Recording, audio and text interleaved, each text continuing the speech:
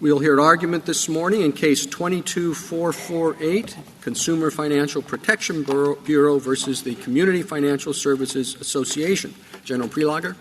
Mr. Chief Justice, and may it please the Court. The Fifth Circuit's decision in this case is the first time any court in our nation's history has held that Congress violated the Appropriations Clause by enacting a statute providing funding. This court should uphold the CFPB's funding statute because it is firmly grounded in constitutional text and in historical practice dating back to the founding. The text of the Constitution shows that when the framers wanted to limit Congress's appropriations authority, they did so expressly.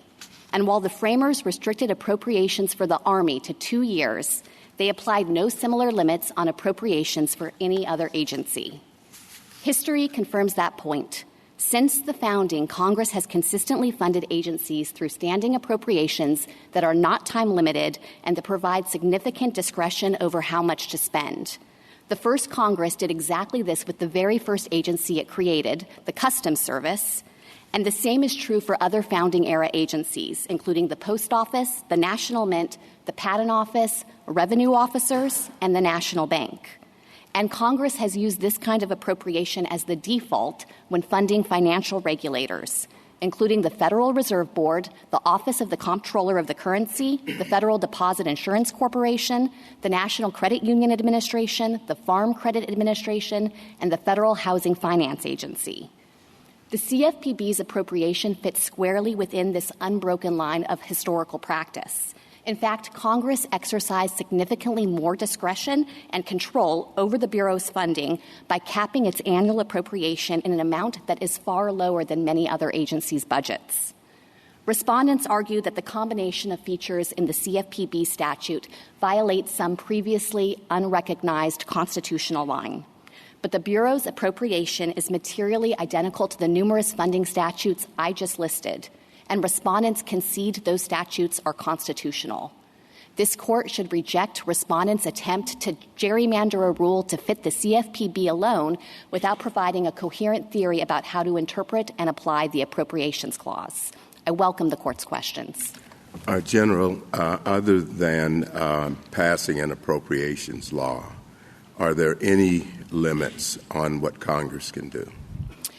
So I think at the outset, as your question touches on, Justice Thomas, the term appropriation itself contains some essential requirements. So that term is defined to mean a law that provides for funding and that specifies both the source and the purpose of the funding. That's how an appropriation was defined at the founding. It's how it's always been understood, and that's still how it's defined today in sources like the GAO Red Book, which is Congress's own appropriations treatise. So we think that at the outset, it's not just any old law, but a law that contains those features that constitute an appropriation. And then I think the question becomes, are there other limits out there on how Congress can structure funding for particular type of activities or government functions? We know, obviously, from the Army Appropriations Clause that the answer is yes with respect to that particular government function. There's a durational limit, and it's based on the nature of the activity because the framers were specifically concerned about having a standing Army.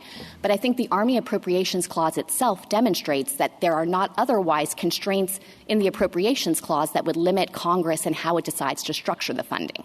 So beyond the initial almost skeletal requirements of duration and purpose, there isn't, I'm here, if I hear you right, there is no other condition.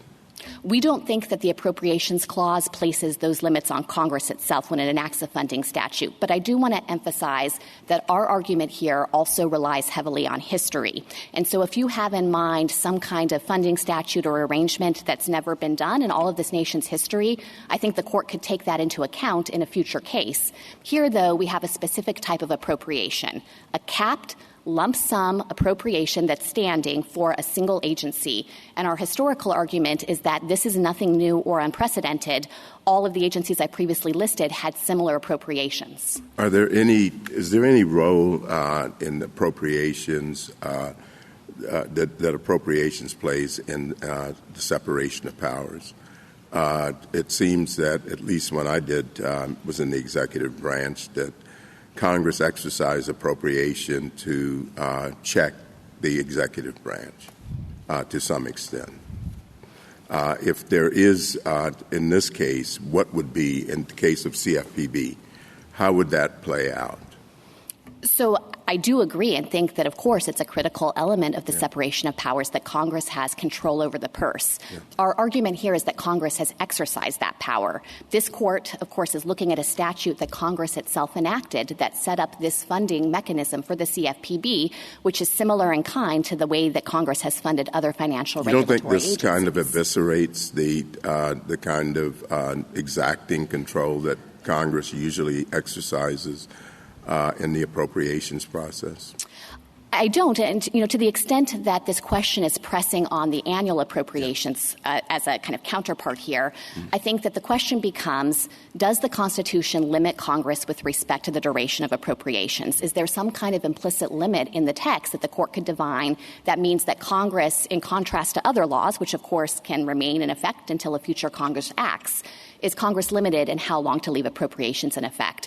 And there, I think the Army Appropriations Clause does a lot of work, because it's not like the framers weren't aware of this dynamic. They thought specifically about the fact that appropriations, like all other laws, might be continuing indefinite until a future Congress acts, and they were concerned about that with respect to a standing army, but they didn't otherwise seek to limit Congress's authority. General, one of the things that struck me as I was reading it, you have a very aggressive view of Congress's authority under the Appropriations Clause. I'm not saying remotely that that's not correct.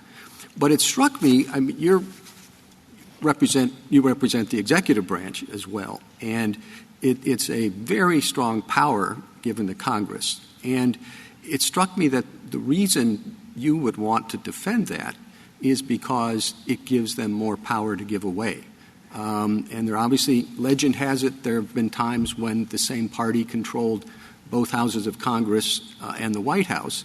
And in that situation, you can see Congress empowering the president in a way that might seem unusual to the framers. So keeping in mind that imbalance, in other words, it's kind of paradoxical. The more power you give Congress, I think, the more, and this is, I think, your friend's argument on the other side, there's more that it can give away and enhance the authority of the executive.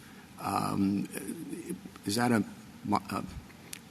unpersuasive concern? Well, certainly I don't think it's an unpersuasive concern, but built into your question, as I understood it, Mr. Chief Justice, was the idea that maybe Congress could do something that would be surprising or anomalous to the framers. And I guess what I would say is that if you're looking at it through that lens, then history should play a powerful role in trying to understand the limits or scope of, how much Congress can give away, when does it become too much.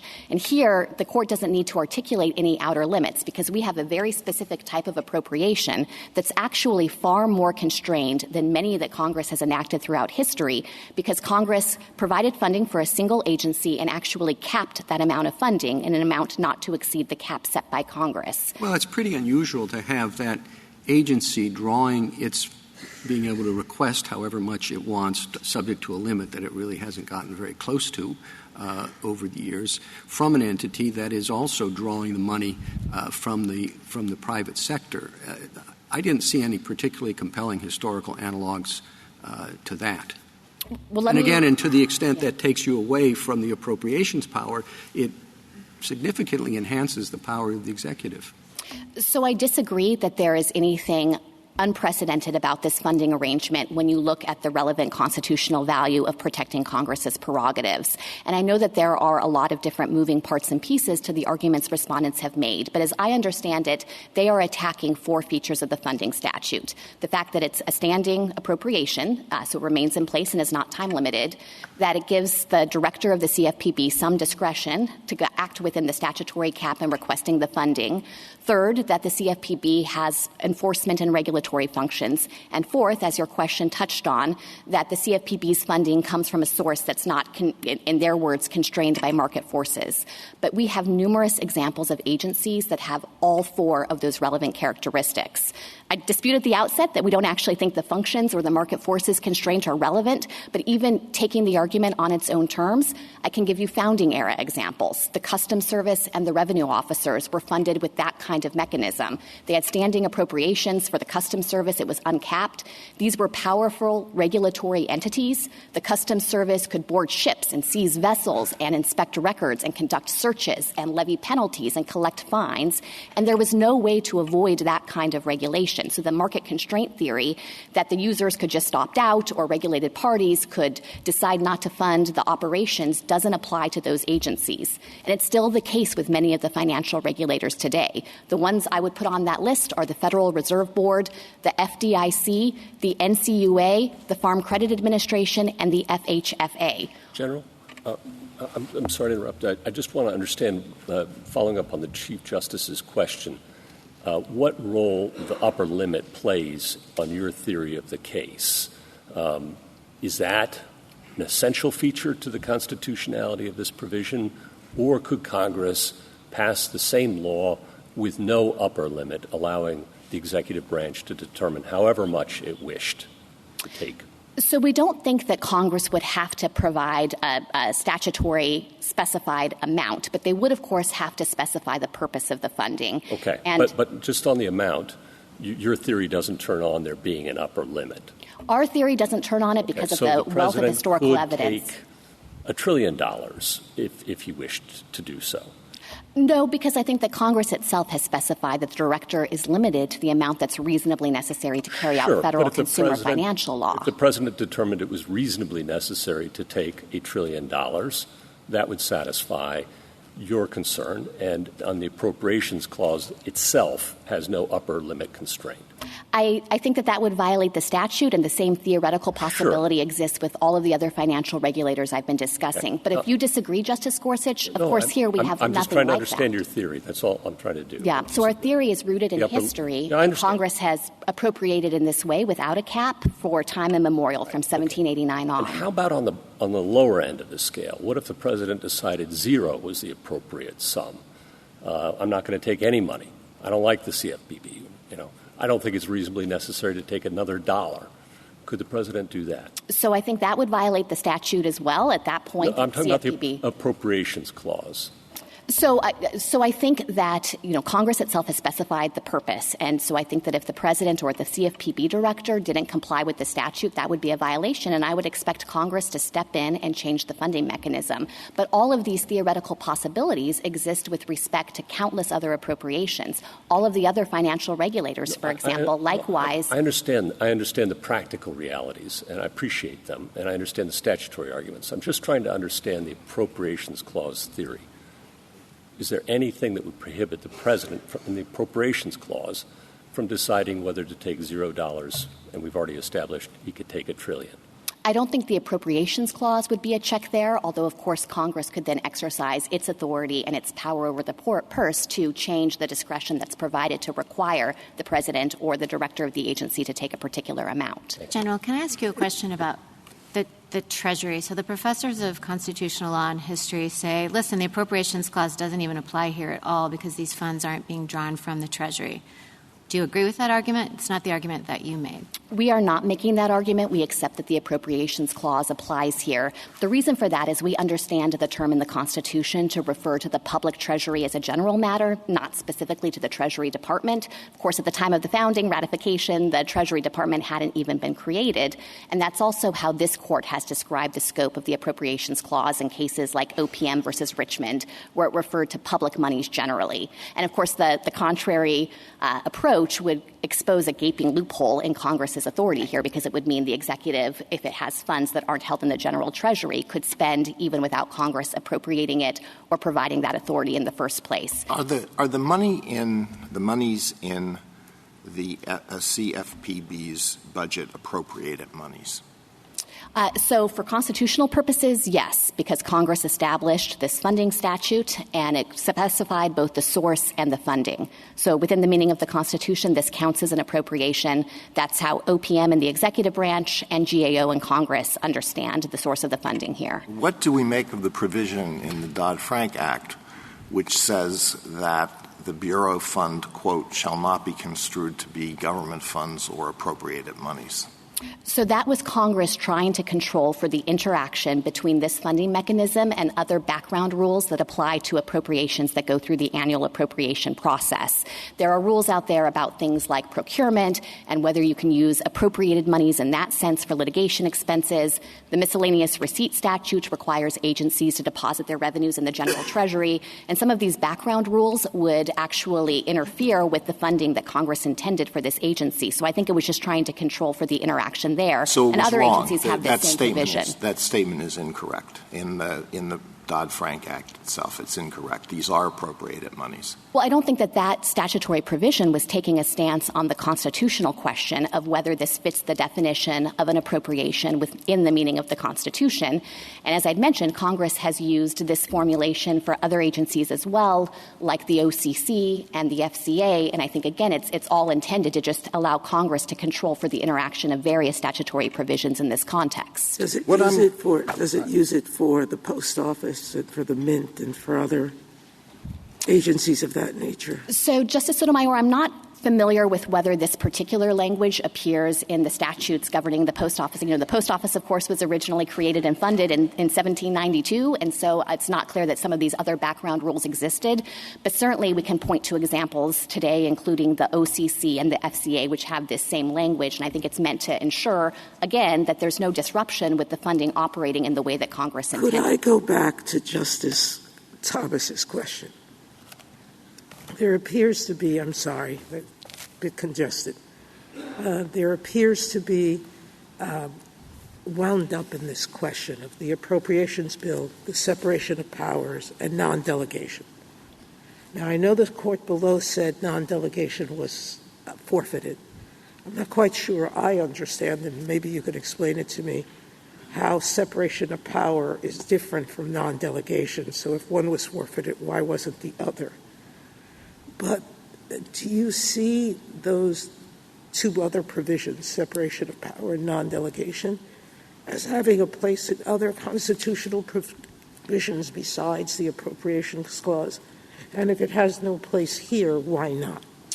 Yes. So I think that obviously these concepts of separation of powers and the scope of the Appropriations Clause and non-delegation principles have in many respects potentially overlapping functions in this context. We understood respondents to be making an argument about the Appropriations Clause in particular, and the Fifth Circuit found that they hadn't separately raised a non-delegation challenge.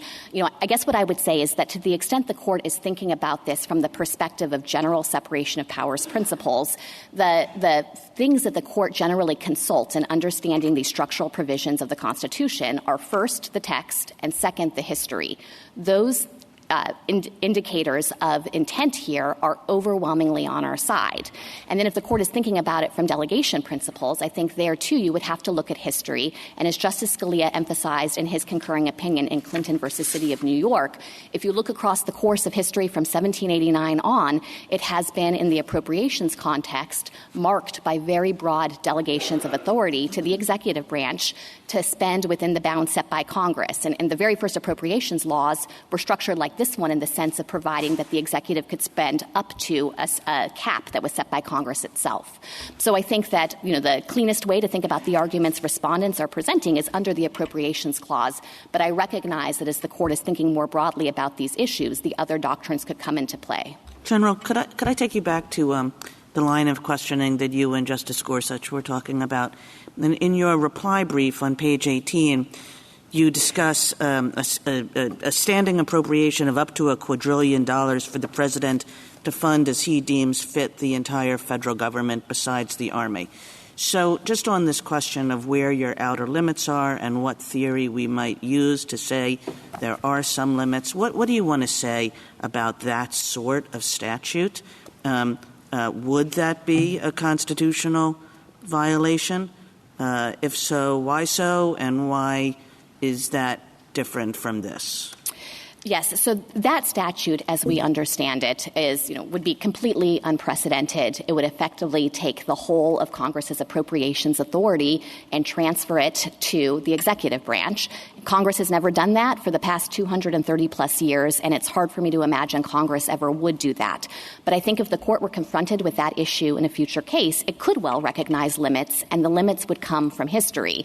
The court in any number of separation of powers cases has said that the fact that a method of structuring government has no historical precedent can strongly counsel against recognizing it as a constitutional way to proceed. That was the analysis the court said in Free Enterprise Fund. It repeated it in Seal of Law. But that history works both ways. The court has likewise said that the fact that a way of structuring government is well-rooted in history and traces back to the founding is powerful evidence of the contemporaneous understanding of original intent. And that's the box we're in here. So I guess I would urge the court to save for another day whether there's some theoretical possibility that Congress could go too far with the kind of appropriation we've never seen before, and instead focus on this particular appropriations law, which we think finds its roots both in text and history. Well, I have the same question, basically, that Justice Kagan just asked you. Your response in your reply brief was an answer to an argument that was made by the respondents on page 24 of their brief, where they say, if the Bureau is correct that there is no constitutional limit on Congress's power to pass laws providing funding to agencies, then a single Congress could allocate each year forever up to $1 trillion to an agency like the FBI or FTC, or even up to $1 quadrillion for the president to fund as he deems fit the entire federal government besides the Army. Now, you answered the latter part of that in your reply brief about the $1 quadrillion, and you just answered that in response to Justice Kagan. You didn't answer the first part of that about providing a very substantial sum of money to an agency like the FBI or the FTC. So I just want to understand what you think the limiting principle is. Let's take the FTC, which I think had a budget of $430 million. So let's say there's a law that allocates forever up to $1 billion adjusted for inflation to the FTC to use as the FTC seems fit. Would that be consistent with the Appropriations Clause? So I think at the outset, if the law said however the FTC deems fit, it's not clear that would count as an appropriation because it's not clear Congress would have specified the purpose. But I recognize you can tweak it and say, to carry out the FTC's functions. In that context, I think the hypothetical would effectively be a standing, uncapped appropriation because, of course, the FTC would never reach that amount. It would be for a single agency, and we think that that is well-grounded in history and, in fact, is how many agencies are funded today, particularly in the financial regulatory space. But if you have concerns about that principle, here, of course, we have the statutory cap. And respondents say, the cap is illusory, that it's more like the hypotheticals we've just been touching on. But I don't see how they can tenably make that argument when the cap is set at $600 million, adjusted only for inflation, and many of the agencies from which the CFPB inherited its responsibilities have far larger budgets, $1.8 billion for the OCC, around $1 billion for the Federal Reserve Board, over $1 billion for the FDIC. This is a meaningful restraint, and I think it just demonstrates that if the court thinks it's important to have that constraint here, the CFPB is even more under Congress's control than these other agencies. Can I ask could I just ask one follow-up question on that? So I understand your answer to these hypotheticals is that we must look to Congress's historical practices. This is a matter of seeing whether the setup that we have before us is consistent with Congress's historical practices. Is that right? We draw heavily on historical practices, also text, of course. I don't want to lose sight of that. Is it the test? I think that the test in this context, as in most separation of powers cases, is yes, text and history.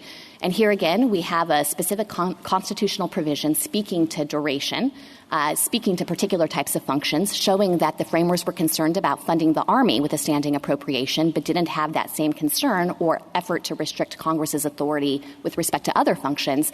And then we have an unbroken line of history. There have been agencies funded this way for every year of this nation's history. Well, what is your single best example of an agency that has all of the features that the CFPB has that are cited by the respondents? Single best example of an agency with with that combination of features.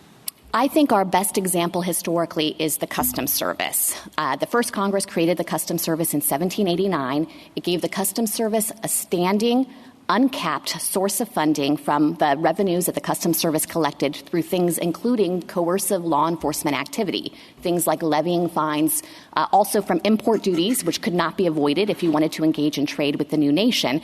And the Customs Service was one of the most powerful agencies that was originally created because it was so important to have a stream of funding for the new republic. So I think that if you look through all of the factors they're challenging here, we have the Customs Service and others. The revenue officers, U.S. attorneys for a period of time were funded through conviction fees. What is your best example of an agency that draws its money from another agency that in turn does not get its money from a congressional appropriation in the normal sense of that term, but gets it from the private sector?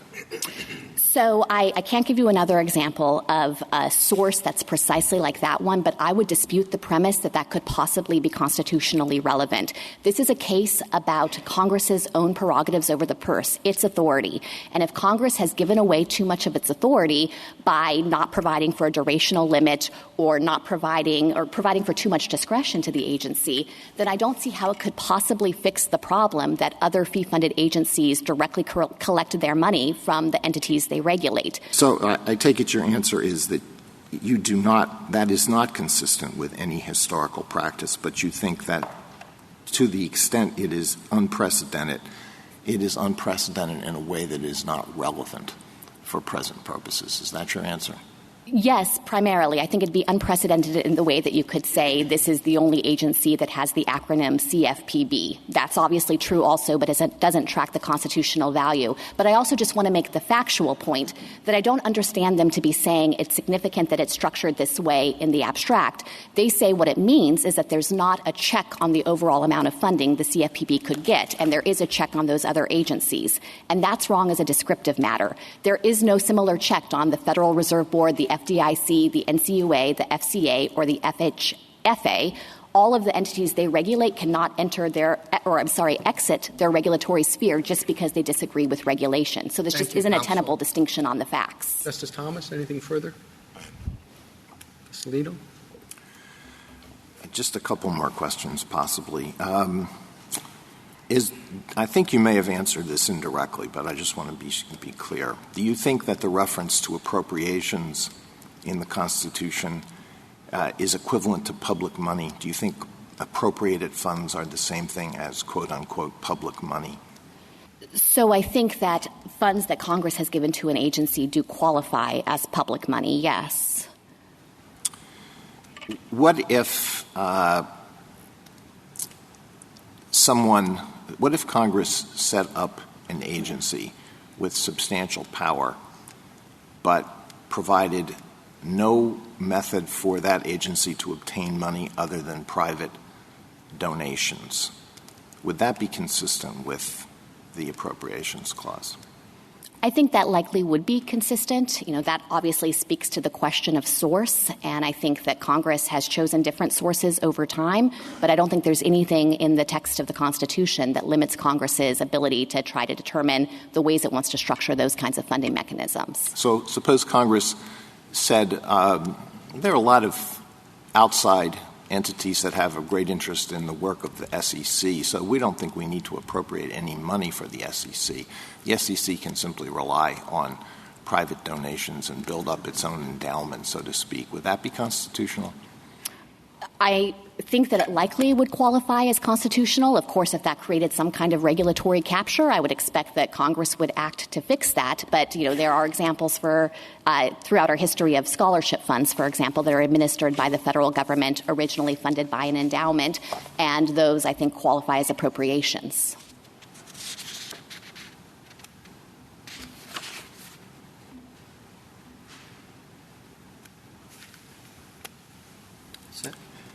Thank you. Justice Sotomayor? General, it might be a good sign for a bad sign. I don't know. Nobody's talked about remedy. let me give you an opportunity to summarize your best argument why the court below erred in its broad remedy of striking down basically not just this payday lending rule, but basically saying anything this agency's done since the beginning is invalid. So can you tell us how you deal with that? Yes, the Fifth Circuit here recognized a sweeping retrospective remedy that we think conflicts with both severability principles and traditional remedial equitable principles in this space. Just first on severability, Dodd-Frank itself has an express severability clause. This court emphasized that point in seal of law. And here the Fifth Circuit didn't even stop to consider whether any aspect of the CFPB's funding mechanism could be severed or would provide a basis to therefore limit the damage to Congress's work in trying to get this agency funded. I think that was error, and that there are several candidates for severability that would be a much less disruptive remedy in this context and would not entitle respondents to any relief because the payday lending rule they challenge isn't traceable to those features or aspects of the funding mechanism. But even if you followed the Fifth Circuit's approach and thought that there was something about this entire funding mechanism that's invalid, even then, I don't think a retrospective remedy is warranted. The court would be writing on a blank slate because no court had previously found that Congress itself violated the Appropriations Clause. But under traditional remedial equitable principles, it's necessary to take into account the public interest and the balance of the equities. And here, a prospective remedy, which would prevent the CFPB from enforcing this rule against respondents until it has a valid appropriation, would give them a meaningful form of relief. And instead, the retrospective remedy that the court adopted is sweeping in implications and would be profoundly disruptive. I would point in particular to the amicus brief that was filed by the Mortgage Bankers Association that explains how many entities in various industries have critically relied on the CFPB's regulations, including in particular in the housing finance space. These create safe harbors for lenders so that they will be deemed to be in compliance with statutory requirements on things like ability to pay and on disclosure requirements. And if the Fifth Circuit is right and there's the prospect that all of these actions should be unwound, it would create profound disruption in various economic markets that would hurt the regulated entities themselves. So we think that that provides powerful reason to reject that kind of retrospective relief and instead have a going forward prospective remedy only. Thank you. Justice Kagan? General, both Mr. Francisco and I think one of Justice Alito's questions suggests that well, you might have the ability to say that each one of these features has a historical precedent, but that there's something special about the combination of all of them, and that you can't point to a historical precedent which has every single feature that this scheme has. And you said to Justice Alito that the Customs Department comes awfully close. But I want you to step back a little bit and just talk to me about, how should we be thinking about that question? Is it more important that all the parts have been used, or is it more important that the entire thing has an exact precedent? Is part of the lesson of history here that there's been enormous variation in the kinds of appropriations that Congress has made? How should we think about that feature of our history? Take it away. So I think it is absolutely correct to say that there has been enormous variation in how Congress has exercised its appropriations power over the course of history. Obviously, with respect to each of these challenged features, we think we have a wealth of evidence regarding standing appropriations or appropriations up to a particular cap.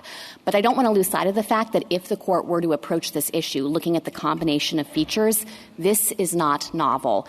And I want to try to unpack a little bit why that's so, because Justice Alito had asked me a couple of questions about the source of the funding, and in particular about the idea that maybe the line that got crossed here or the relevant difference in how the CFPB is funded is because it draws its funds from the Federal Reserve Board.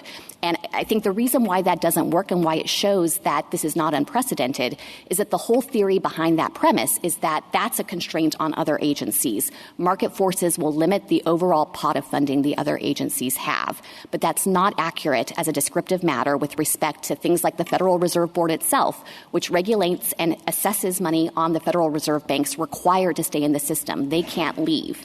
And if the overall value here is to determine, does the agency have some limiting check on the overall amount of funds, the CFPB is far more constricted because it has a statutory cap actually imposed by Congress rather than regulated entities. And I think if the court is looking at all of the features together, maybe some things subtract out Congress a little bit, but the cap adds in Congress in a very powerful and major way that I think distinguishes this appropriation for purposes of congressional control. Thank you. Justice Gorsuch? Justice Kavanaugh? Just two clarifying questions about the limits of your argument. There's a discussion sometimes about permanent appropriations and forever appropriations. My understanding, but I want to make sure you agree, is that Congress could not entrench a funding scheme. In other words, Congress could not pass a law that says this is the funding scheme and no future Congress may alter this for 10 years or 100 years. That would be constitutionally problematic, as my understanding. I want to make sure you agree with that. Yes, I absolutely share that understanding, Justice Kavanaugh. And I think what it shows is that it's incorrect to characterize standing appropriations as lasting forever. In fact, we've pointed to a number of examples where Congress has acted to change the standing appropriations, and the Customs Service is a great example on this one, too. It was funded through a standing appropriation for the first 120 years of this nation's history, and then in 1912, Congress took it out of a standing appropriation and brought it into annual appropriations. Congress just did this again in the debt limit bill recently. It rescinded many standing appropriations that had been part of the American Rescue Plan and the Inflation Reduction Act. And I think it just demonstrates that there is always that additional check of a future Congress deciding that it wants to alter the work of a prior Congress. So Congress could change it tomorrow? Absolutely, Congress could change it tomorrow.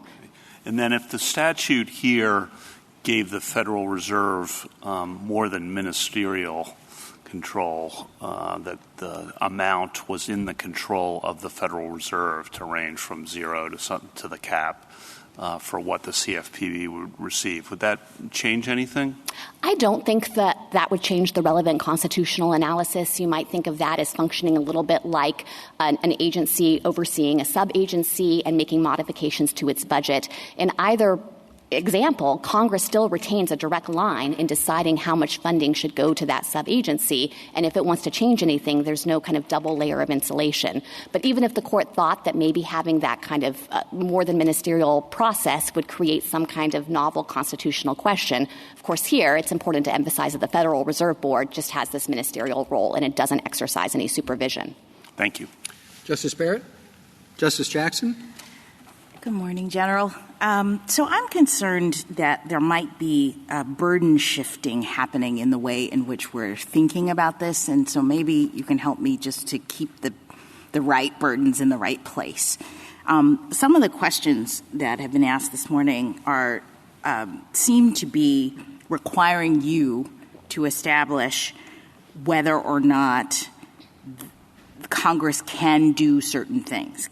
What if Congress delegated the authority to determine $1 trillion worth of funding and how the agency was going to do it? What if Congress set it up in this way or that way, et cetera? But I sort of thought that the burden was on them to show that Congress can't set up the agency in this way. And the reason I think that is because of the language of the Appropriations Clause and the way in which it seems to give the legislature the prerogative of the purse. And here we have a statute in which the legislature has exercised that. So am I right that that's really all you need to say to win? I mean, you don't lose if you can't establish the limits in Congress's exercise of its authority, right? I think that's right, Justice Jackson, and I think it actually highlights an important aspect of this case. This is a separation of powers case. We are here defending a statute that Congress provided to fund an executive branch agency, and respondents are coming in and asking the Article III courts to oversee and superintend Congress's own exercise of its prerogatives over the purse. So I think absolutely the burden is on them to show that that kind of judicial intervention and invalidation of a statute is warranted here. And when we get to them, I would assume that in determining what limits there are, you say they've raise certain concerns. They say, oh, it's a problem with duration. Oh, it's a problem that the agency has this degree of discretion, that the agency has this amount of power, that the source is coming from the private individuals, et cetera, et cetera. But I guess their burden would have to be to determine that those limits exist somewhere in the law. I mean, it's not just up to us to sort of say, geez, those things seem problematic. We would have to find a legal source, I would think, in order to agree with them that those limits are actually imposed on Congress's authority. That's right. And obviously there are a lot of different policy judgments that Congress can make in thinking about the right way to structure funding for different agencies. It's established a certain set of norms when it comes to financial regulators in particular, of which the CFPB is a part. And I think the relevant question here is not, is this a good way to structure an agency? Is that a good policy? Or even has it been done before? I mean, I appreciate all of your historical analysis and all of the things that you're saying, and all of that may well be so. But I guess I don't understand, like, what if we found that it wasn't necessarily, set up in this way? Does that on its own establish that Congress couldn't exercise its prerogative?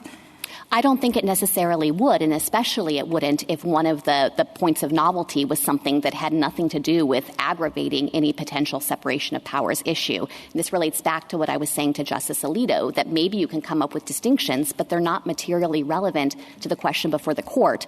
Instead, I think if there were truly some kind of unprecedented funding scheme, you'd have to ask, how does it differ and why does that matter? And it's respondents' burden to establish those things. Thank you. Thank you, counsel. Mr. Francisco.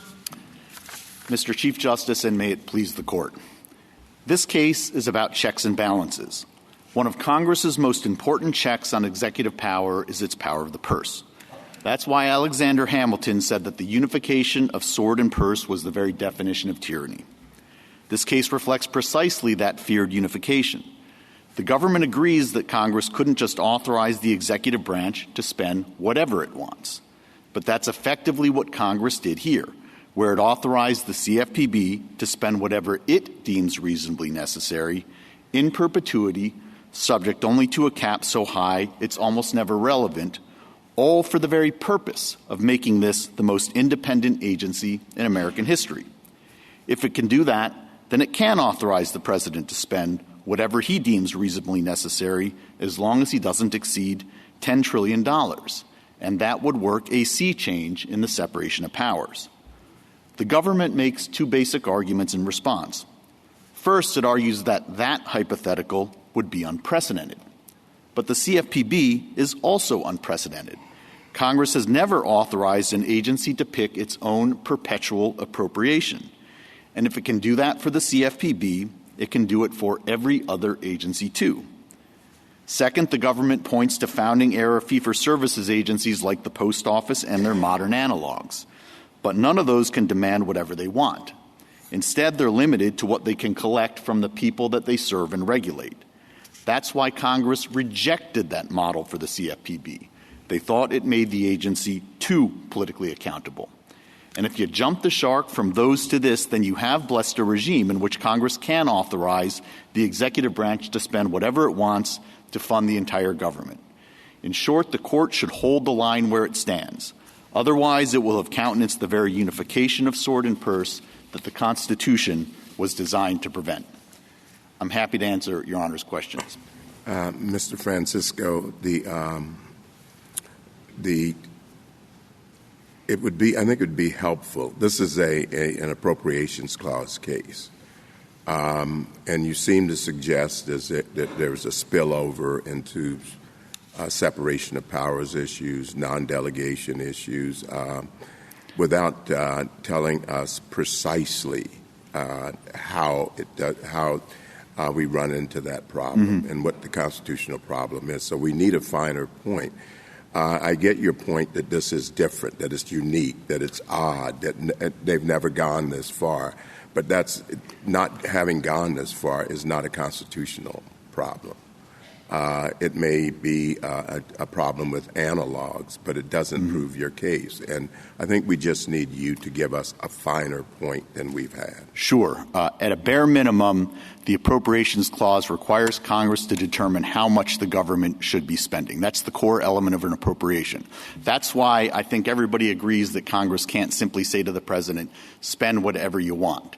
But but this is functionally no different when you're saying to an agency, spend whatever you want in perpetuity as long as you don't exceed a number so high it's almost never relevant. I think that's why this unique constellation of factors is so uniquely problematic. But Mr. Francisco, I'm sorry, where do you get that from? So you said the definition is what now?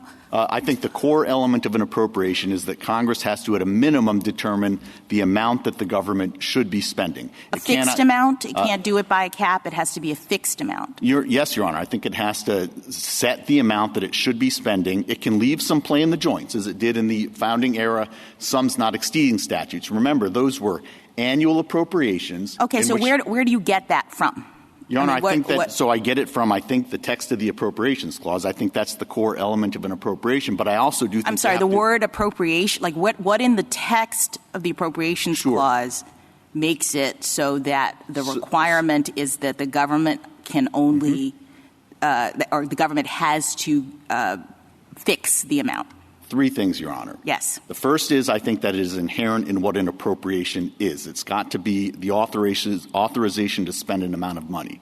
Secondly, any spending has to be... But wait, where's the fixed amount part of that? Sure, Your Honor, and that's what I'm getting to. Secondly, any spending has to be in consequence of an appropriation. So it's got to be in consequence of Congress's judgment. If you simply delegate to the executive the authority to make that frontline determination, the spending isn't in consequence of Congress's determination. And the third does turn to history and purpose. The whole point of separating the sword from the purse is to protect individual liberty. If you allow Congress to essentially transfer its authority to pick the appropriation to the executive branch But it's not a transfer. itself. So what if I defined appropriation differently? All right? What if an appropriation is just the decision that you are going to that a particular government department can spend up to a certain amount of money, that they have the ability to use a certain amount of the public fisc? What if that's my starting definition? Well, Your Honor, if that's your starting definition, then I think you've adopted a definition of appropriation that does, in fact, allow Congress to essentially let the president pick his own appropriation. But if that's the definition in the Constitution, then I'm not allowing anything. That's what the Constitution says. Yeah, if you think that the Constitution allows Congress to essentially say to the executive, you pick the number, spend whatever you want forever, I would agree. I would lose this case.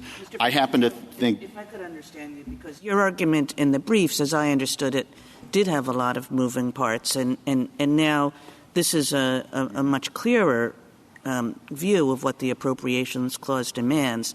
And if you're saying it demands a specific number that with a little wiggle room the executive has to spend, is that the way I understood it? I do think that if you go back to founding era statutes, there's this constant sums not exceeding X for a particular purpose. And, Justice Scalia in Clinton said the constitutionality of such appropriations has never seriously been questioned. So if that's really the core argument that you're making, not like there are these 22 different things that come together in this particular statute to create a unicorn, but that seems a much more fundamental argument and one that has been decisively rejected by our history. Two responses, Your Honor. First, that's not the core of my argument. And secondly, I don't think it's been decisively rejected by history. I think the problem when you combine a delegation to the executive to pick his own appropriation in perpetuity subject to a number that's so high it's almost never been hit. The problem with that combination of factors is because it uniquely essentially gives away the appropriations power. If you can do that for one agency, you can do it for every agency, and then Congress can effectively say to the executive. Can we just this is $600 million, and this is a rounding error in the federal budget, honestly. $600 million, and says up to $600 million. You say, it's impossible to meet it. I mean, if the CFPB, it's a pretty new agency, and presumably its regulatory programs are going to develop over time. Congress thought $600 million was a pretty good number. Maybe that will prove to be too high, and Congress will cut it back. Maybe over time the CFPB actually will hit $600 million because they'll create new programs. But anyway, $600 million, $400 million. The CFPB, there was a statement that the Chief Justice made, one of his year-end reports, talked about how great it was that we returned monies to the federal treasury because that meant that we weren't wasteful. So the CFPB is not being wasteful, and it's using what it should be using in its view and generously, basically saying not the rest. What is so constitutionally So a couple of things, Your Honor. First of all, respectively, I probably push back on the premise that the CFPB is being parsimonious. I think what they are doing is asking for large amounts and rolling over a good chunk of that into their endowment. But I'll put that to the side. When you look at the caps, I think you have to look at it both from the back end and the front end. On the back end, I think most of us seem to agree, and I think sort of the government agrees, that there has to be some kind of upper limit. And if there is an upper limit, it's got to be meaningful. The fact that they've never actually hit that upper limit is pretty good evidence that it's not that meaningful a limit. But I think the other thing you have to look at is it from the front Maybe end. It's good evidence that the CFPB should be doing more. Well, Your Honor, that's when I think you also have to look at it from the front end. And from the front end, the question is, has Congress made a determination as to what the executive branch or the CFPB should be spending? And here it's delegated that judgment to the director. In a way, I think that the Gundy dissent illustrates the problems with this type of regime. Remember, the problem from the dissenter's perspective in Gundy was that under SORNA, the Attorney General had the authority to set sex offender requirements anywhere between 0 requirements on the one hand and a very real statutory maximum on the other, the requirements that applied to post-act offenders, but otherwise gave him broad discretion between the polls. Mr. Well, Francisco, this is what would the effectively standard be? Is it like an intelligible principle of money spent? I mean, I think we're all struggling to figure out then what's the standard that you would use, just assuming that you're right, that there has to be something more than the $600 million. How do you decide how much is too much or how specific is specific enough? So, Your Honor, I think that at the back end, it's difficult to come up with a hard and fast rule that's saying too much is too much, which is why I do think you need to look at it from the front end and ask, has Congress made a determination as to what the amount should be, or has it delegated that fundamental determination to the executive branch? And I think it's far worse. In doing that, don't we have to assume that that's what the Constitution requires of Congress? That's where I'm getting hung up. That you keep saying Congress is delegating this authority, and we understand your argument with respect to it, but what if that's not the sort of content of the authority? What if Congress doesn't have to? Well, Your Honor, if that's your position, I don't think I can get your vote. But I think if you step back and you understand that the Appropriations Clause is meant to separate the power of the sword from the purse, then it has to be a starting point that Congress can't simply say to the executive, you pick the amount. We're not going to pick it. You pick it, which is why I think when you look at this language, at a minimum, Congress has to pick the amount. Mr. Francisco, I was hoping you might finish your answer to Justice Barrett. Sure, and with respect, Justice Barrett, with respect to your question, when it comes to delegation, I think it's particularly problematic with respect to the Appropriations Clause. Remember, the Appropriations Clause isn't in Section 8 of Article 1. It's in Section 9 of Article 1. So it is both it is not just a privilege of Congress, it's an obligation and a duty that Congress has to check the executive branch. And if it can simply transfer to the executive its duty to check the executive, you are unifying the sword and purse. So to the extent that there's any delegation allowed in the context of setting the amount of the appropriation, it's got to be a very narrow one. And that is a perfect explanation for the founding era sums not exceeding statutes.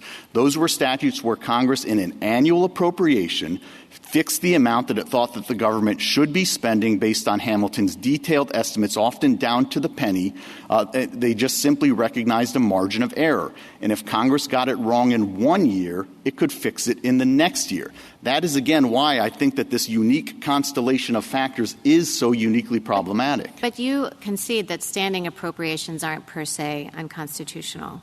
So you're saying Congress could fix it in the next year. But how long before a standing appropriation becomes a problem? Sure, Your Honor. I would not concede that a long-term standing appropriation would be constitutional. I think non-delegation principles generally recognize some play in the joints. I actually think it would be problematic to simply delegate to the executive for 1 year to pick its own number within a broad band of discretion. But I don't have to defend that position because here we've got the entire opposite end of the spectrum. This is a perpetual delegation to pick your own number within a very broad range of discretion, what do you even mean? if you think that upper line is meaningful. Sorry. What do you the word perpetual I'm having trouble with because it implies that it's entrenched and that a future Congress couldn't change it. But Congress could change it tomorrow. And there's nothing perpetual or permanent or about this. So I think it's entrenched, Your Honor, in the sense that I think maybe the Chief Justice was referring to. Once Congress gives it over to the executive and expands executive power, you've now given, a co-equal branch of government a large amount of your power, and you need to claw it back. You can't claw it back through an ordinary law. You can only claw it back through either convincing the president himself to give up presidential power, something you've given to him, which is tough to do, or you've got to override a presidential veto. If a member or House of Congress tomorrow, if a majority of a House of Congress said we're not going to fund pick your agency unless we change the CFPB funding structure, they could do that. Sure, Your Honor, they could do that. But nonetheless, once you give up power to another agency, you've suddenly flipped the baseline for getting it back. Right. You do need to use those very powerful tools and ultimately override a presidential veto or convince the president to give up his own authority. Which right. Is very different. I agree with you on flipping the baseline. I agree with you on that. But just the word perpetual or forever or permanent, I think, is a little strong here. Then on the independent point, you said Congress had created the most independent agency in American history. And I certainly agree that as originally constructed, the CFPB had, in my view, a massive constitutional flaw in the single director who was protected by four-clause removal. But that, of course, was fixed and addressed in seal of law. And now it's not independent at all, at least as the term independent is used. It's under the direct supervision and control of the president. So I don't think it's – correct me if you think that's wrong, but it's not independent. They certainly fixed half the problem, but they didn't fix the other half of the problem in our view. Look, everybody knew what was going on in 2010. The 2010 Congress knew that there would come a time when future Congresses didn't look so favorably upon the CFPB. And they wanted to insulate a future CFPB from political pressure from a future Congress. And that's precisely why they adopted the funding regime that they adopted. But future Congresses are supposed to have the ability to check the president through a continuing power of the purse. It's meant to be a continuing check on executive power. And to come back to the fundamental problem of the transfer of that frontline determination to the executive branch, to the director. As far as this statute is concerned, I will even concede for the sake of argument that wide band is a meaningful one. Within that band, if the director picks $150 million or $600 million, it's perfectly fine from Congress's perspective because Congress simply said to the board, you make that determination. And that top-line number isn't even a real number because they can further evade it by building out this continuing endowment. It does seem to me that your argument is essentially that what the Appropriations Clause demands is annual line item appropriations, that's the not just the paradigm appropriation, but the only constitutionally valid kind of appropriations, and that any deviation from that needs some special justification or maybe is just like unconstitutional per se. I'm not exactly sure what the argument is. But the history of our country just rejects that scheme. I mean, that might have been a way to understand what the framers were doing. But it turns out that from the very first year, that's not what they were doing. That's not what they did. Annual line item appropriations were some appropriations, but massively not all appropriations. So you're just flying in the face of 250 years of history. And respectfully, Your Honor, that's not my argument. I think that the lack of durational limits here is what makes this particularly problematic, but it's particularly problematic when you combine that with a delegation to an executive branch agency to pick its own appropriation, subject only to a limit that's so high it's almost never relevant. If you can do that here, you can go agency by agency by agency and simply say, spend whatever you think reasonably appropriate as long as you don't hit $10 billion. And while I'm sorry, I'm trying to understand your argument and I'm a total loss. I'll try to do that. Okay, I think I understand it the way Justice Kagan does, but you're telling me it's something different.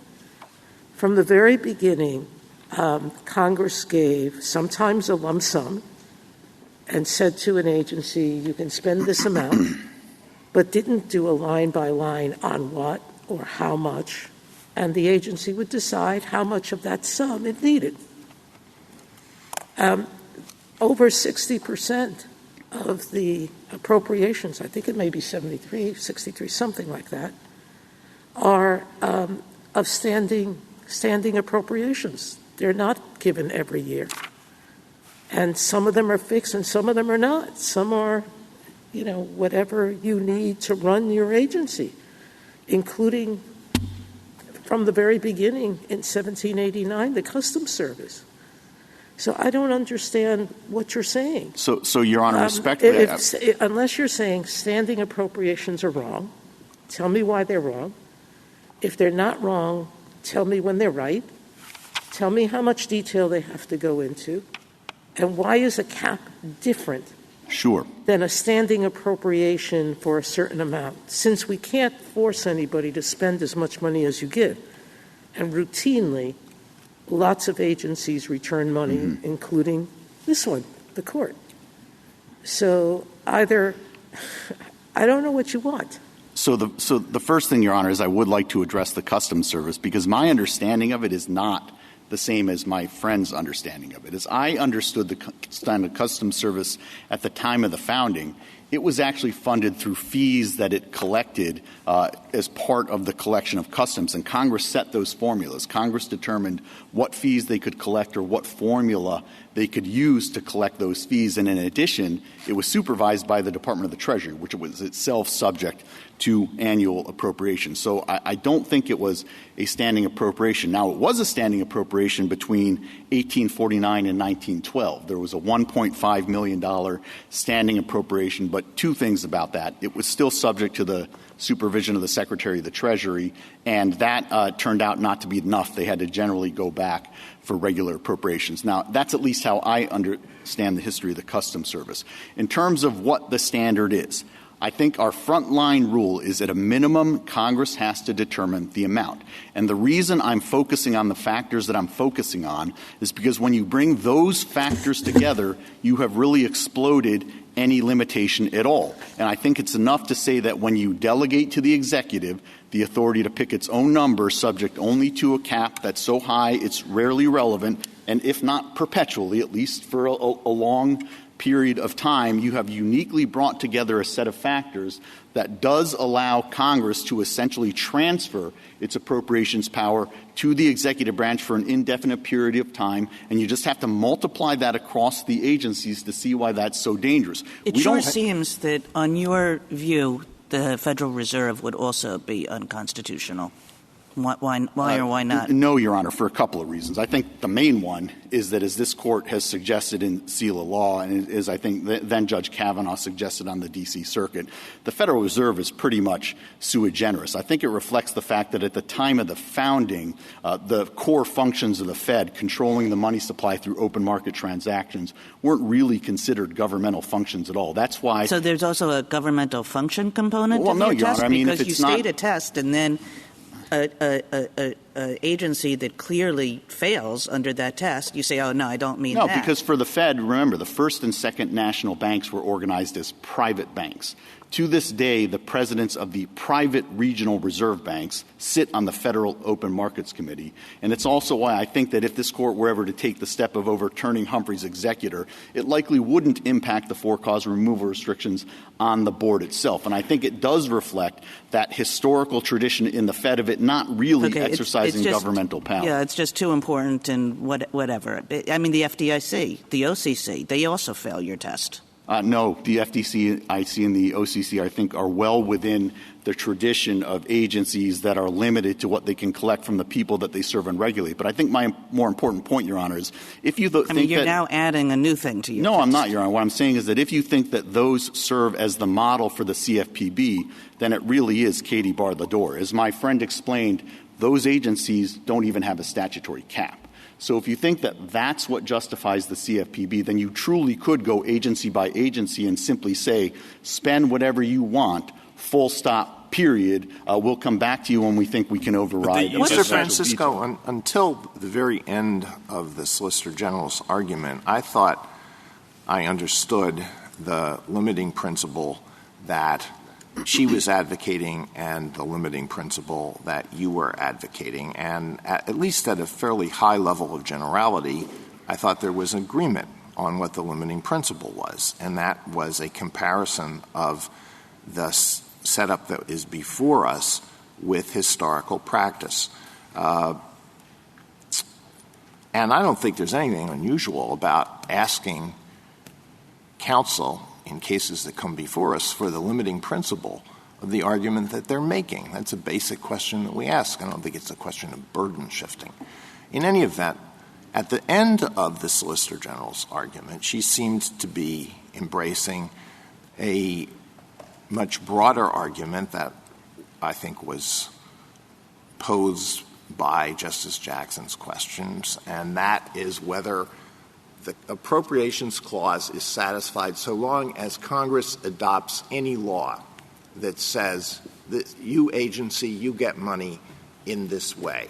So long as there's any law that does that, that's consistent with the Appropriations Clause. Now, the Solicitor General on rebuttal can clarify whether she thinks that's the correct test that we should apply or whether it's the one that I had previously thought she was advocating, which looks to whether something falls far outside Congress's historical practices. So could you comment on this broad any law argument and, in particular, answer the question whether the Appropriations Clause would have any meaning if that broad interpretation were adopted? Well, and, Your Honor, that broad interpretation can't possibly be right if you think that the point of the Appropriations Clause is meant to ensure that Congress has the duty and obligation to exercise a powerful check on executive power, because that would simply allow the very first Congress to say to President Washington, Mr. President, spend whatever you think is reasonably appropriate.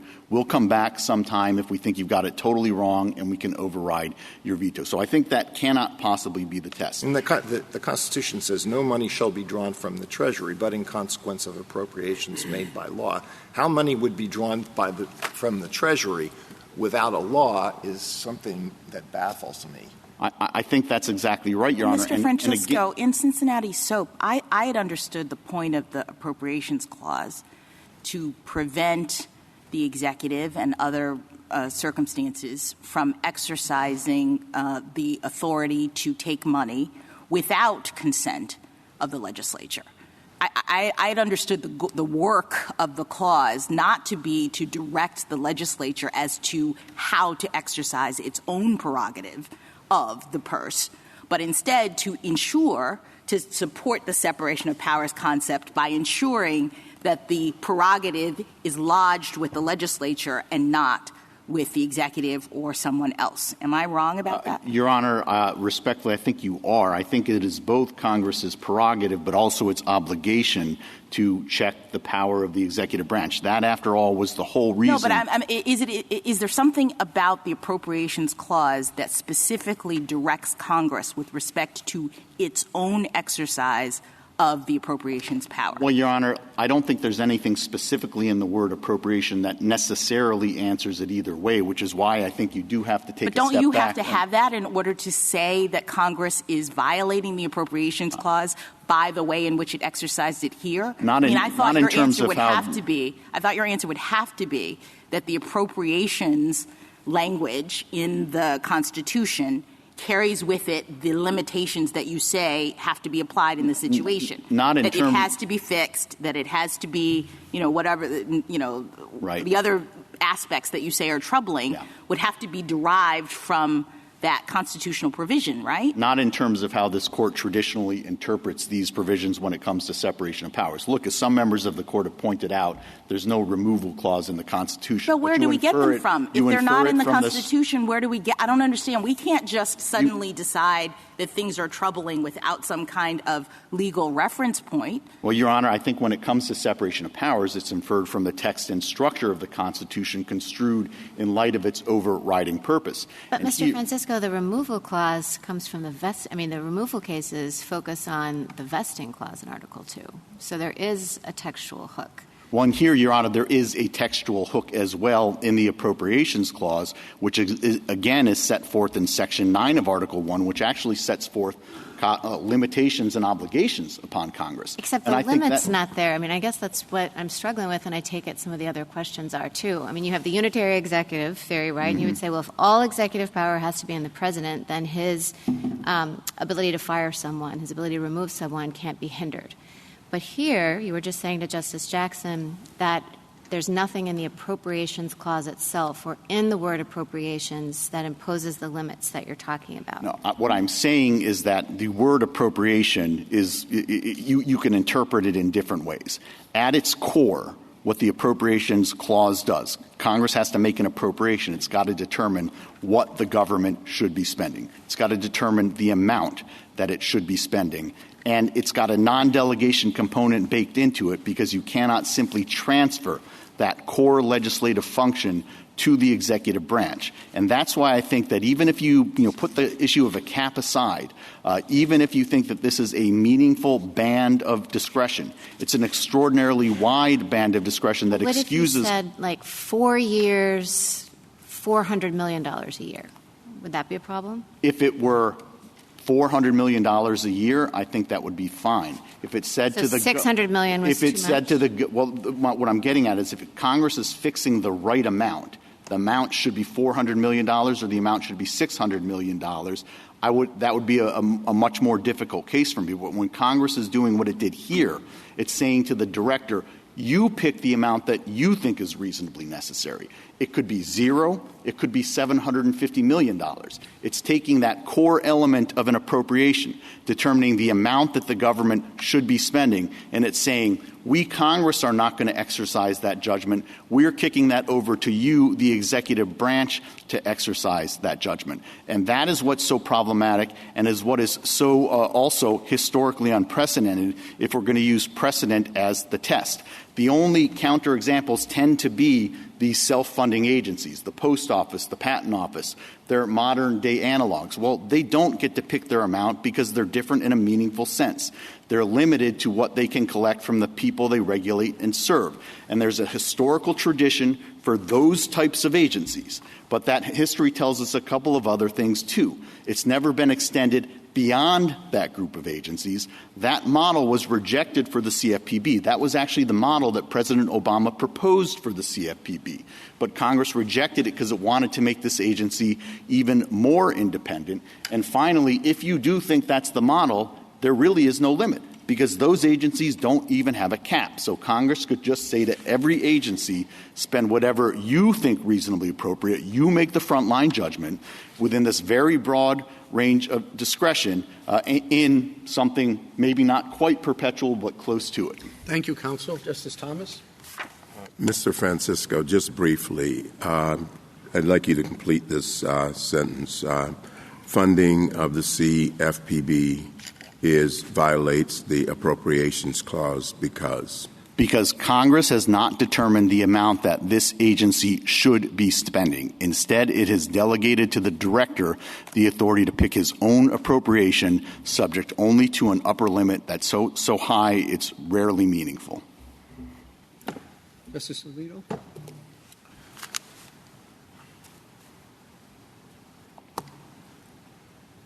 Well, my concern is the limiting principle that both sides are advocating, and you just addressed your answer to Justice Thomas, and I remain confused about the government's limiting principle, whether it is adopting the argument that any law suffices, or whether it requires us to look at historical examples and see whether there's anything that's at least roughly analogous to what is before us, whether what is before us goes far beyond anything the Congress has done in the past.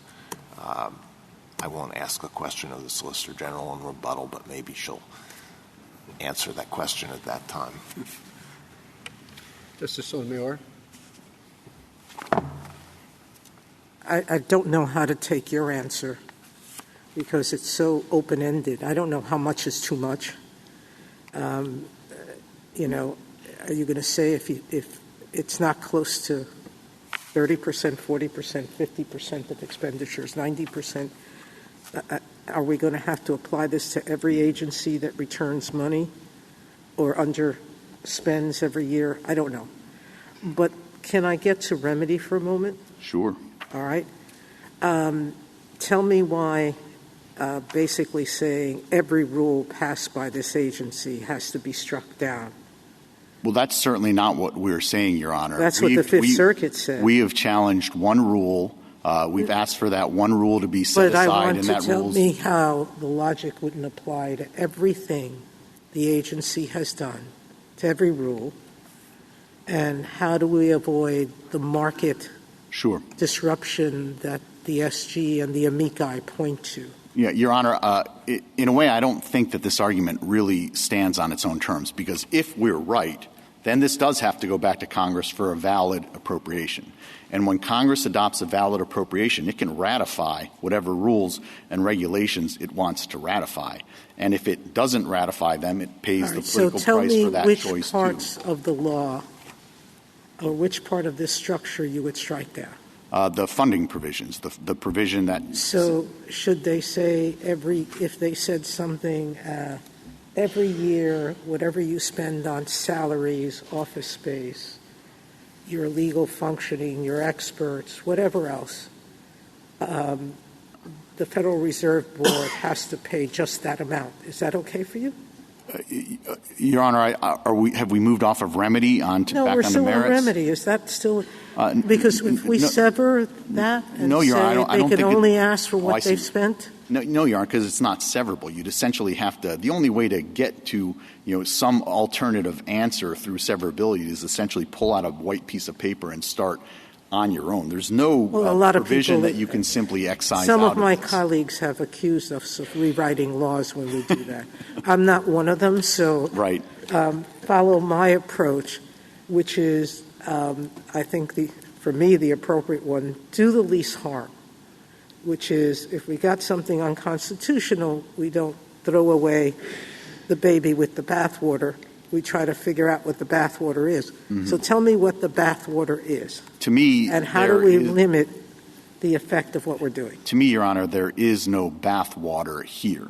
There is no valid way to do a severability analysis that gets to something reasonable. The most that you could do is somehow rewrite this thing to come up with a standing appropriation of, say, $750 million adjusted for inflation in perpetuity. But if that were your remedy, return the excess to the Treasury. Why is that a bad thing? Sure, but for two reasons, Your Honor. One is just as a technical matter. I just don't know how you can get there from the statute. So I think that would be far beyond anything the Court's ever done in the severability world. Why? Two, Your Honor, you would be adopting a funding stream, a standing appropriation at an amount higher than this agency has never needed before. That's something that Congress has never done. As far as I know, never done. And so you would essentially the whole point of severability is to try to mirror legislative intent. Why on earth would you adopt a funding stream that Congress has never even considered before instead of just simply saying to Congress, it's now back in your court. You need to make a valid appropriation. And if you need to stay your judgment for a period of time, as you did in the Northern Pipeline case, to facilitate that, we certainly have no objection to that. But at the end of the day, this should be in Congress's court. Justice Kagan? If I could take you back to your exchange with Justice Thomas, do I understand that to mean that you think that what Congress would have to do to make this constitutional is to change this from no more than $600 million to $600 million, no more and no less? Well, Your Honor, if it were $600 million, no more, no less, my only remaining argument would be a challenge to its either perpetual nature or long duration of the nature. And that would be then you're amending your answer to Justice Thomas. No, I'm not. That would be a much more. I think you are. Would be Mr. a much more difficult question. Could I just please sure ask my question? Because when you talked to Justice Thomas, you said that what followed the because was that it was an up to X rather than a specification of a number, no more, no less. So if that's right, then it must be right that Congress could take this back and say you have to spend $600 million, and that would be constitutional. And what I would suggest to you is that's what your argument is, and that's profoundly ahistorical in terms of our history. So a couple of responses, Your Honor, and I don't want to quibble with the premise of the question, but I think that when I listed out my standard to Justice Thomas, one of the factors was the fact that this was perpetual. I'll put that entirely to the side. If Congress does make a standing appropriation of $600 million, at a bare minimum, it will have made a determination as to what the government should be spending. And so I would have a much harder time arguing against that alone. I don't think that that type of thing is historically precedented. Outside of the self-funding agencies like the Post Office and their modern analogs, I'm not aware of any agency that has been subjected to a standing appropriation for its operating budget, much less one that's been subject to that kind of standing appropriation in perpetuity at a number that's higher than they actually need. The closest I can think of throughout history is the Customs Service from 1849 to 1912, where they had a $1.5 million standing appropriation, but they were, one, subject to the supervision of the Secretary of the Treasury, who received regular appropriations, and two, that amount wasn't even enough, which is why it went back for regular appropriations. Thank you. Justice Gorsuch? Justice Kavanaugh? Justice Barrett? Justice Jackson? Yes. So I think I've heard you say repeatedly that the problem here is that Congress is giving away the power of the purse in the way that it has set this up. Is that your fundamental bottom line problem with this? Yes. Okay. And I guess my answer is maybe that it depends on what the power of the purse is in order for us to know whether or not it's being given away. And so I'm thinking of these two separate scenarios, and maybe I don't know if this is helpful, but I'd like to get your reaction. So in scenario number one, we have a Constitution that gives the legislature the power of the purse, and it specifies what that authority entails. It says to exercise the power of the purse, you have to select a fixed sum of money on an annual basis and tell the recipient exactly how it must be spent. I think if that's our Constitution, then I might well agree with you that this agency structure is giving up that power because, in fact, those determinations about how much is being spent and et cetera would be given to the agency, and the Constitution tells us that the legislature has to exercise that authority. My problem is scenario two, which is the Constitution giving the legislature the power of the purse, and it defines the power of the purse as the power to decide how government departments are funded, period. That's what the Constitution says. It's got a definition section, and it says when we say power of the purse, we mean you have the ability to decide how the government is funded. If that's your constitutional provision, I think you have a harder time, if not almost an impossible time, convincing me at least that by setting this agency up this way in which Congress has exercised that authority by deciding this is how the CFPB is going to be funded, that they have actually given up or, ceded that authority or something. In fact, they've exercised it pursuant to my Constitution. So I guess I see and I hear the government arguing that our current Constitution is more like scenario two. And so therefore, if that's true, don't you lose on this fundamental conception of you've given away your authority? Your Honor, if that were truly the conception embodied in the Appropriations Clause, then the answer to your question is yes.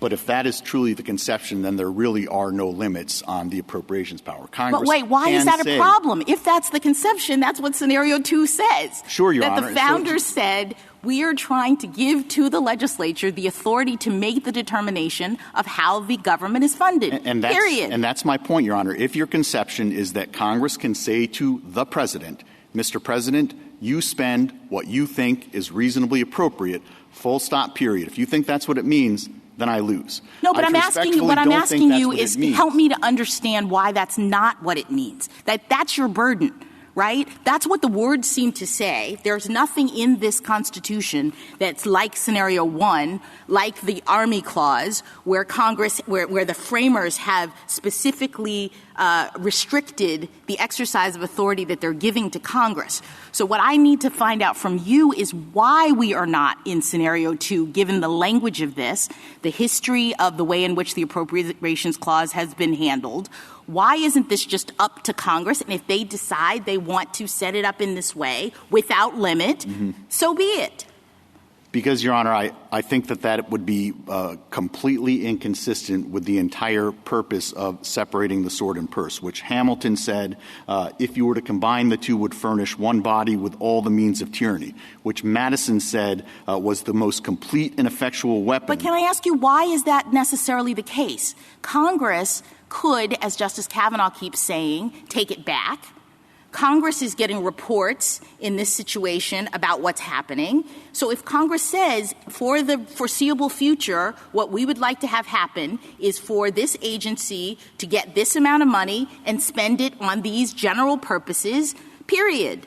Why is that, risking the kind of tyranny that you suddenly seem to think is the issue here? Because what you're allowing Congress to do is, I understand your question, is to say to the President, Mr. President, it's no longer our determination, it's your determination. Whatever you want, whatever you think is reasonable, that is fine with us. I don't think anybody, even my friend on the other side, is defending that position. So you're saying a provision of the Constitution is unconstitutional? Because in my hypothetical, the framers have said that in the Constitution. Well, Your Congress, Honor, you can set this up however you want to include allowing an agency to make this determination. So that's unconstitutional in your view. No, because I have conceded that if the Appropriations Clause actually means what you're suggesting it means, I'm wrong. Okay. I'm simply saying that it cannot possibly be what the Appropriations Clause means, because if it were, then the game is really over. One Congress can simply say to one president in one foul swoop, Mr. President, it's up to you. Spend whatever you want. And what Madison thought was so dangerous, what Hamilton thought was so dangerous, would actually be precisely what the Constitution allows. But of course, that's not what's happening in this case, right? I mean, I think that's the solicitor's argument is maybe if we had anything close to that, the court would consider whether or not tyranny is afoot. But for this particular scenario, there are the kinds of checks that you would expect to see in terms of Congress's exercise of its power. 2 points, Your Honor. One, structures don't crumble in a day. They crumble over time. And this would be the first very substantial step in the crumbling of that structure. Secondly, if you adopt the theory you're suggesting, then it's not really the second step for the crumbling of the structures. You simply announced that the structures do not stand. Here, the fundamental issue is that Congress has to make a determination as to what the government should be spending. It cannot simply say, we're going to let the president do that, because if you transfer One that final to question, Mr. Francisco. So I'm a little worried, I think, about the separation of powers problem that may occur if the judiciary gets involved with telling Congress when and under what circumstances it can exercise its own prerogatives concerning funding. How do we avoid the slippery slope of today you say the issues are duration and source and whatever, the next agency, someone's going to come up with a few more. How do we avoid the judiciary becoming suddenly a super legislator just telling, the Congress agency by agency, whether it's a thumbs up or thumbs down from our perspective, about these things? I mean, where are these limits in the law that prevents us from overstepping our authority? Sure, Your Honor, and the judiciary has always played a vital role in policing the separation of powers, because the whole point is not to protect Congress from the president or president from the Congress. It's to protect the liberty of the people. Right, but where are the limits that we have in order to do that? We've got to police relative to some set of rules, and where are those coming from? And that's exactly what we've been talking about the whole time. Under the Appropriations Clause, Congress has to make the determination as to what the government should be spending. Cannot transfer that core legislative power to the executive branch. And the problem here is when you allow that transfer for a very, very long period of time, subject to a limit so high you're almost never going to hit it, you've essentially created a blueprint for the total collapse of sword and purse, the very thing that the framers thought was necessary to protect liberty in a free society. Thank you, counsel. General Prelaga, rebuttal. Thank you, Mr. Chief Justice. My friend said several times this morning that to make a valid appropriation, Congress needs to specifically fix the amount. That's inconsistent with how an appropriation was understood in the founding era. It was defined as the act of assigning something to a particular use. It required the specification of source and purpose, never a specific sum. And if there were any debate about that point, the 230-plus years of this nation's history conclusively resolves it, because the very first Congress appropriated without specifying a fixed sum. The first act that it enacted that was an appropriation specified up to a particular cap of spending that was authorized. That's just how the CFPB's funding mechanism is structured today, and there have been countless appropriations that look like this throughout history. My friend's theory would have sweeping consequences. Even today, in the 2022 Consolidated Appropriations Act, we counted more than 400 uses of this kind of discretion to spend up to a specified cap. And Congress has regularly enacted appropriations that define the amount in terms of purpose, the funds necessary for Social Security or for the Judgment Fund or to pay interest on the national debt. That is not a historical outlier. It is the norm in appropriations law. My friend turns to suggesting that the cap here is illusory. At the outset, I haven't heard any standard that would be judicially manageable for courts to apply to try to make those judgments. This is, again, a case about Congress's power over the purse. It's chosen a number. It's enacted a cap. And I don't know what basis courts would have to say that's too high, that's not a meaningful constraint, Congress should have set it lower. And I think that that is a real problem with their theory at the outset. But even if the court engaged with it, it's not factually accurate here to say this isn't a meaningful constraint. Congress, when it chose the $600 million figure, said that this was modest compared to other agencies' budgets. It was attempting to estimate the amount in the Federal Reserve System combined earnings that had been previously spent on consumer protection. And in fact, if you look at the CFPB's funding requests over the years, it's come closer and closer to the cap. I think the most recent fiscal year, the CFPB was only $30 million below the cap. So if that trajectory continues, it's very likely the CFPB is going to have to go to Congress and ask for additional appropriations authority. My friend also suggested that there was something constitutionally suspicious about standing appropriations, but I didn't hear any engagement with the text of the Army Appropriations Clause. The framers thought about this issue. They did want to limit Congress when it came to funding for the Army to create that durational requirement, but they wrote no other limit into the Constitution, and this, too, would have sweeping consequences because today over 60% of the federal budget comes in the form of these kinds of standing appropriations that exist in every sector of the federal government.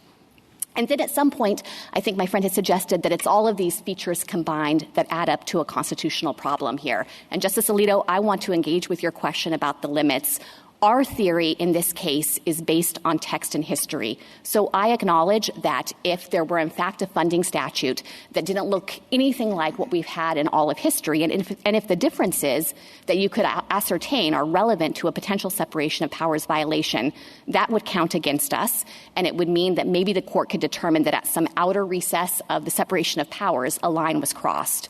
But we have nothing like that here.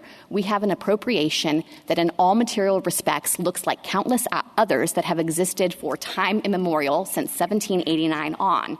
And I think that leaves my friend suggesting that the court should turn away from text, the Army Appropriations Clause, and turn away from all that history and find some kind of implicit additional limit on Congress's authority here.